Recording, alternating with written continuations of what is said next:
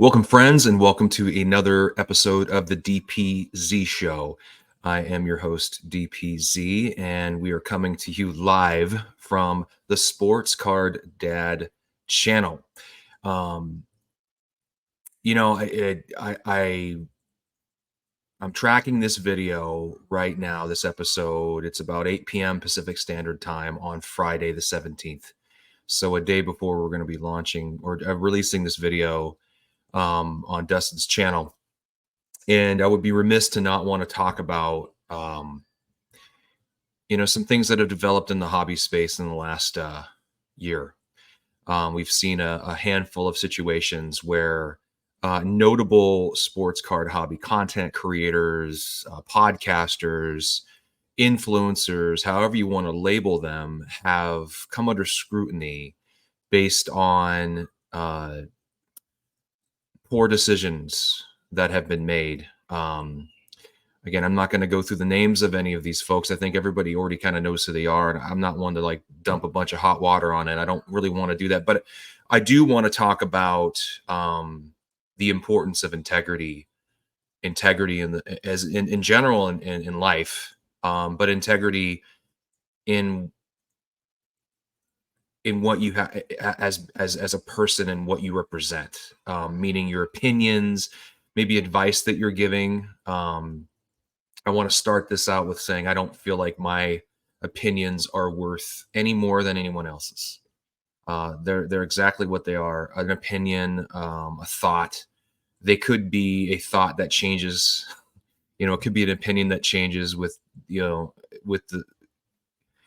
month by month, week by week, even sometimes day by day. Things just change.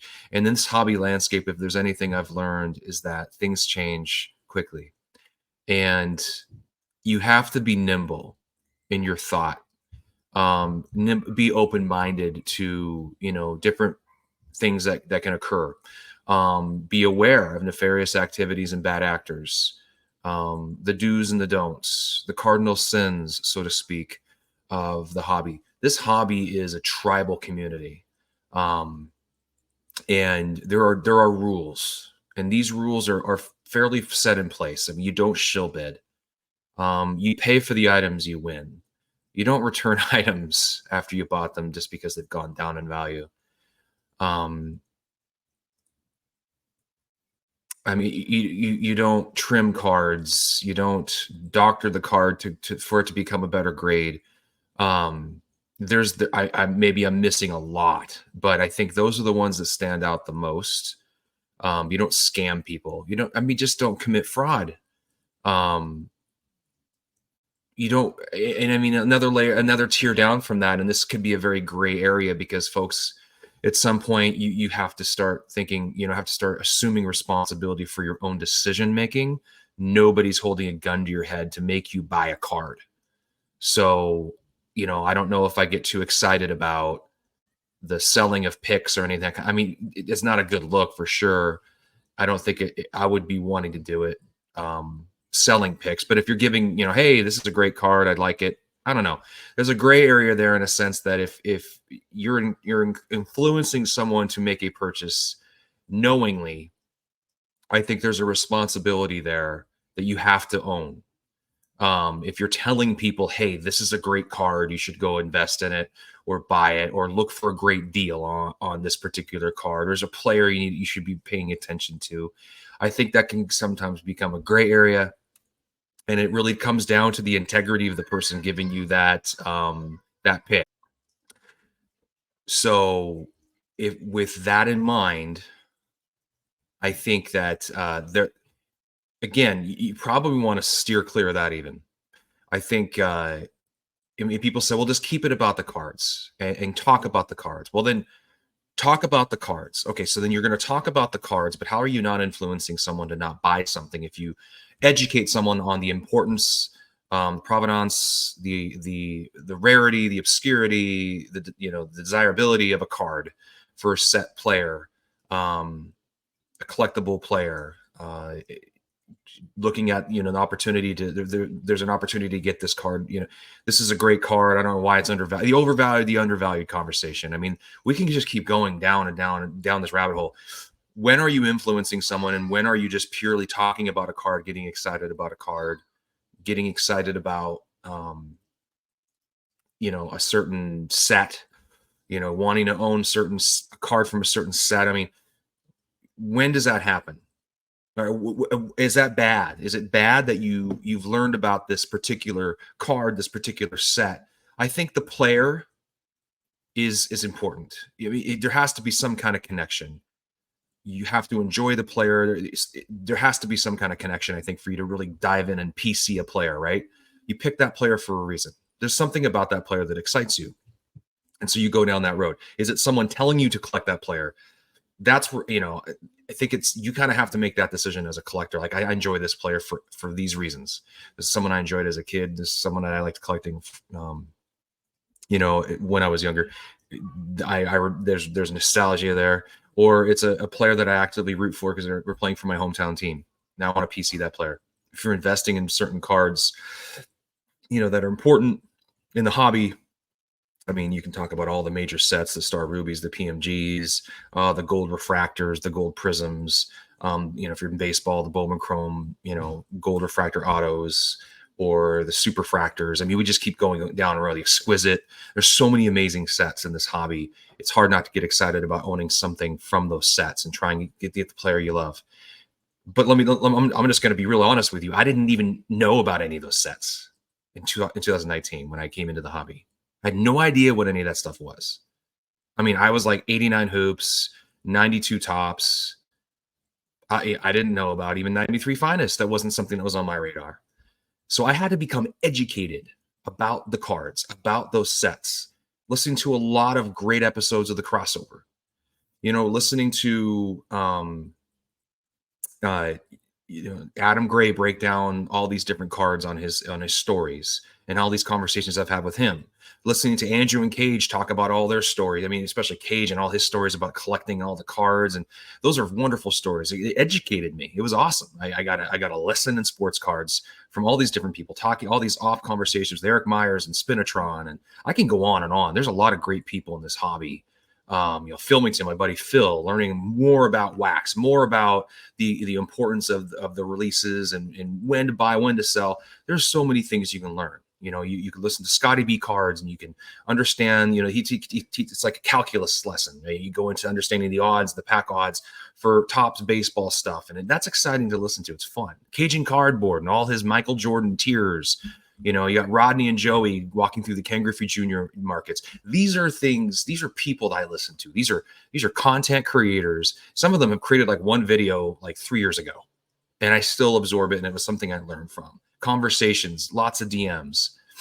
Did they influence me to buy certain cards? Heck yeah. Of course they did.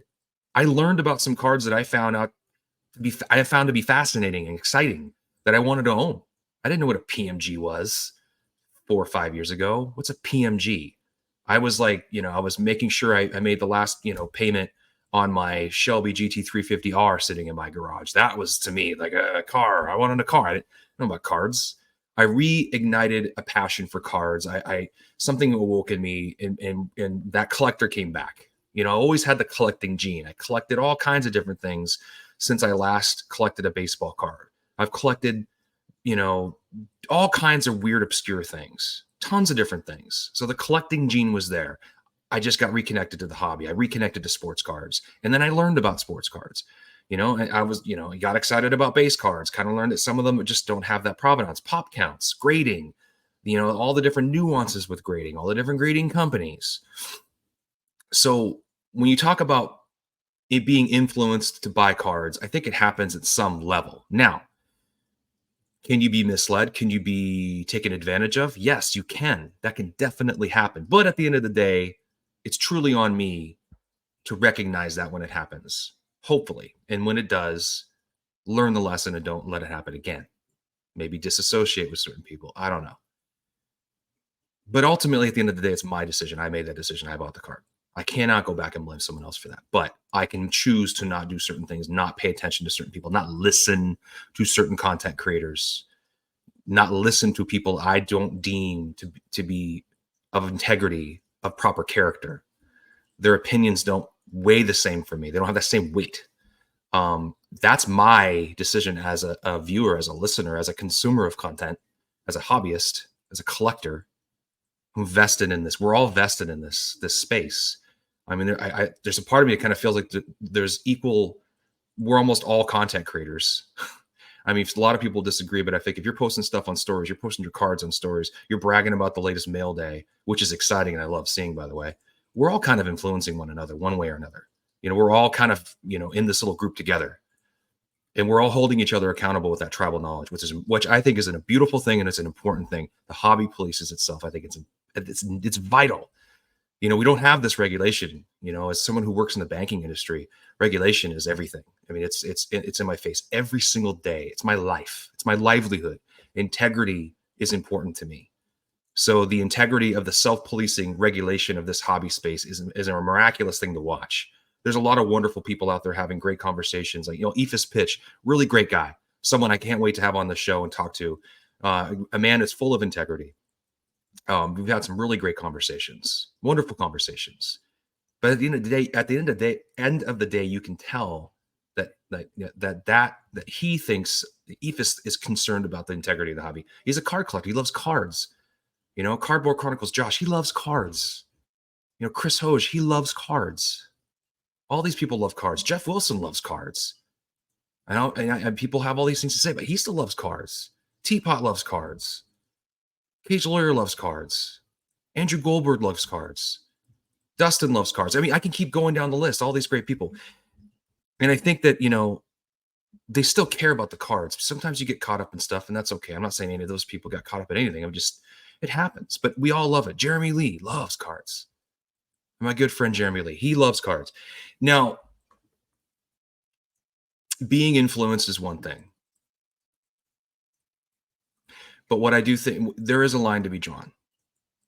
I think if you're talking out loud about sports cards and people are listening to you talk about sports cards, they're choosing to take the time, the very limited time, as a person with 4 young children and a job and going to school right now, getting my master's, I have no time, limited time, very limited time to do this. This is fun and it's a hobby for me. I make zero money. Not one red cent have I made with Luca, Tiger, and Braun or with Dustin. And that's not because they're cheap or anything. I don't need to make money. I enjoy doing this. This is fun for me.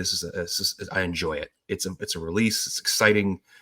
I get a kick out of like engaging with everybody. I'm lucky and grateful and blessed to have the opportunity to be on this platform. And some people ask, why don't you start your own channel? I don't have the time. And I'm not going to apologize for volunteering my time either on this channel. And I'm just grateful that Dustin gives me that opportunity to do that. I'm grateful that Jeremy just gives me the opportunity to share my time with him in his channel, be on his channel. Grateful for Phil for allowing me to work with him on his channel, Filmington. These are great people in the hobby. I'm grateful for Andrew and Cage giving me an opportunity to talk about cards. I wouldn't even be here if it wasn't for those guys giving me a shot. So I thank all of them. I'm grateful for all of them. They're all good people. And that brings me to another point. I represent all of them when I open my mouth and say anything about anything. I represent Jeremy Lee. I represent my buddy Dustin. I represent my buddy Cage. I represent my buddy Filmington. I represent these people, okay? And in a way, I represent a handful of other people that I've had on my show a couple times because they've taken the time to be associated with me and being on my show. Josh, Cardboard Chronicles. Chris Hoge. Caging Cardboard. Teapot. Brent. Deep Value Investors. So many different people. Lots of different people that have been on been on this platform, been on a show one way or another. Spinatron, John the basketball card guy, Adam Gray. The list goes on and on. And if I've forgotten you, I am terribly sorry. So many wonderful, cool people that have taken their time to come on this show and talk about cards. It's awesome. So I'm grateful for that. I'm grateful for all those people that have done that. So I feel the weight, in my opinion, as a content creator. I feel it's important I represent all of them.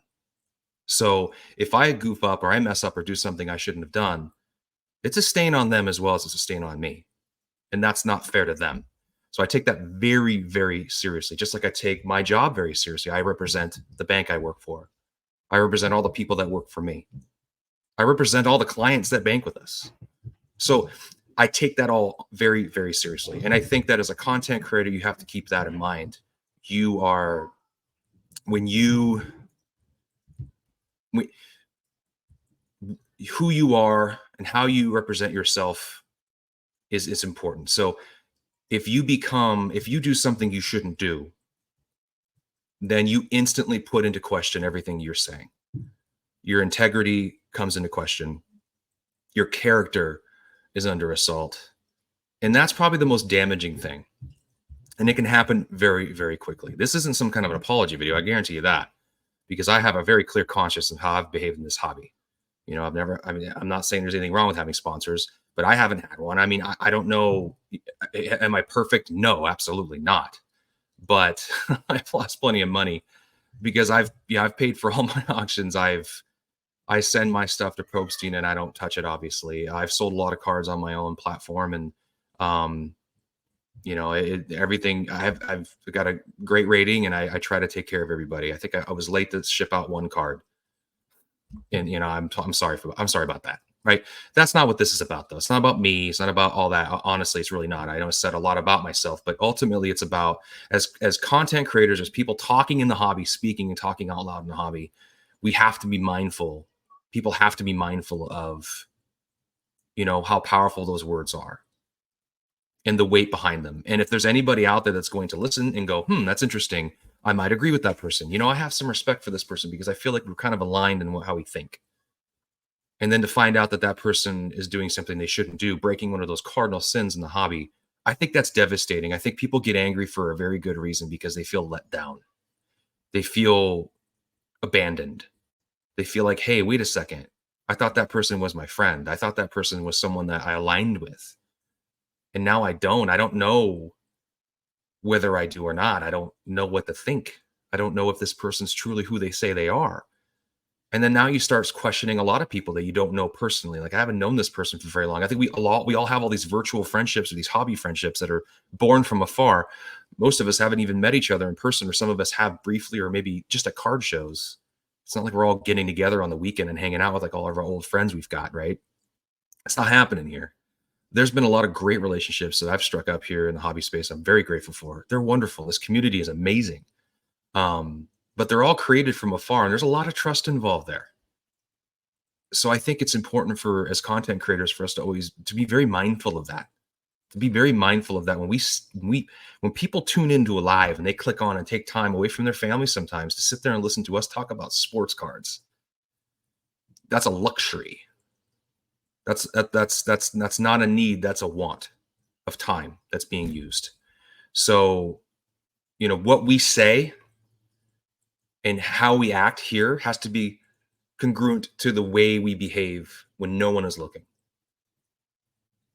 We have to take that inventory and take that deep dive into who we are as a person, as a collector. Are we acting the way we should be acting? And this is not condoning any poor behavior either. This is just like, we should all be doing that. There's a part of me that feels like, maybe there should be some sort of emphasis on who has less followers. Like, I know I have like 800 or 700 or something like that.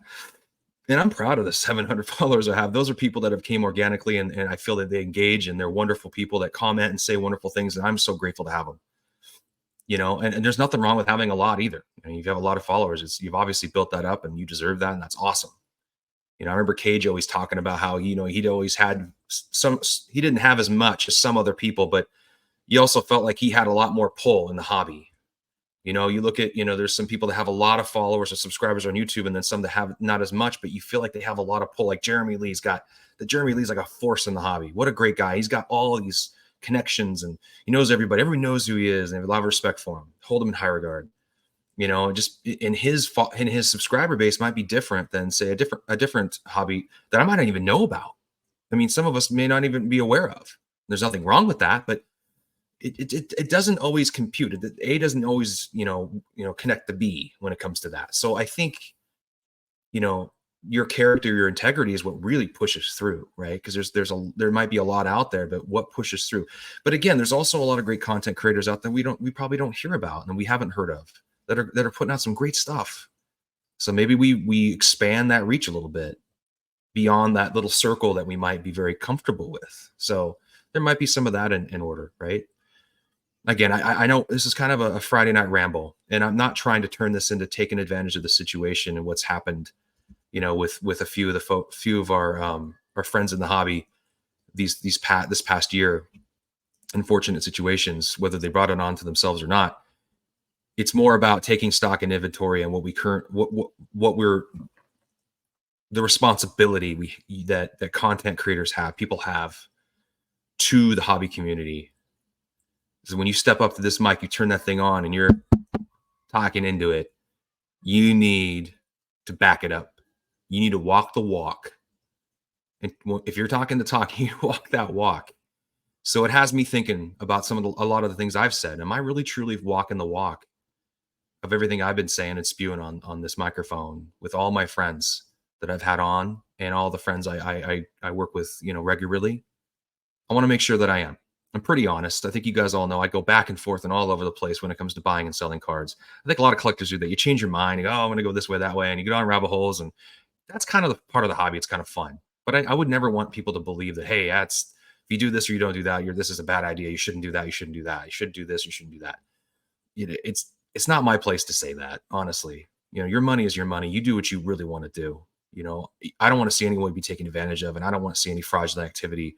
I don't want to see anybody become victim of fraudulent activity. I think that's awful. But ultimately, if you're excited about collecting a certain player, go for it.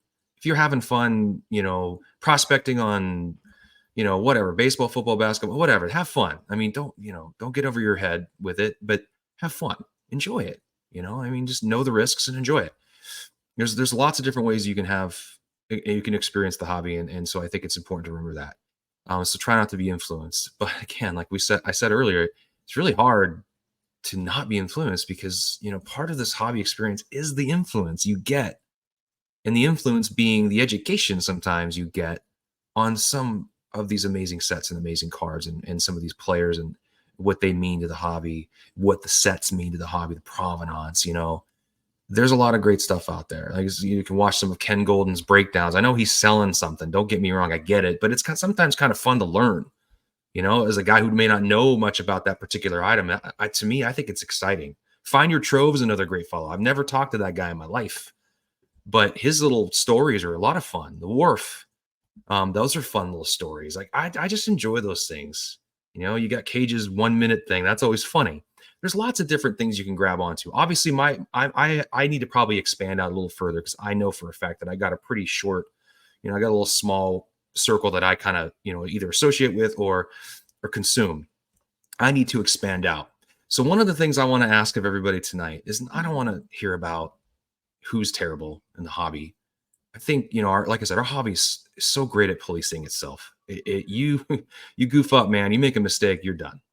I think integrity and character is everything. But what I'd love to hear from you about is things that you find important from a content creator. What matters to you? What's there's that checklist, right, for you. Like if I'm going to spend time listening to this person, what matters to me about that person? Like obviously being honest and forthright and not being fraudulent. I get that. But what else? What are you looking for when you're looking to lock into someone that puts out a pod every week or twice a week or whatever? What draws you in? What's exciting to you? Is it their tenure in the hobby? Is it, the guests they have on? Is it their authenticity and transparency? I mean, what is it? I'm curious. And I also want to know who else out there is putting out a great product. I want to learn more about some other content creators that are out there. I can search around and I try to find stuff, but what do you all recommend? Like what a great opportunity for us to highlight some great content creators on this channel. Like Dustin's got a wonderful channel. He's worked so hard with all of his partners and friends to build up this wonderful channel.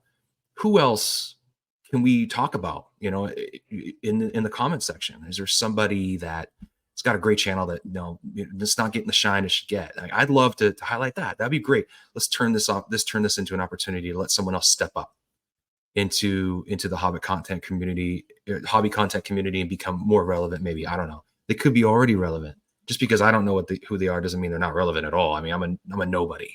And this isn't false humility. I'm hitching a ride here with Dustin, okay, and with Phil and Jeremy, and I hitched a ride with Cage and Andrew. That's the honest truth. I'm not ashamed of it at all. I'm grateful for it. I love it, and it's a lot of fun.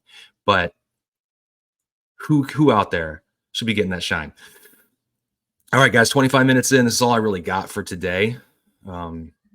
I didn't want it to be too long. I definitely didn't want to make it about me. So if I talk too much about myself, I apologize. Definitely did not want that to be the case. It's more about the broader picture, right? But I'm really excited to hear and read your comments after this video about this whole topic, right?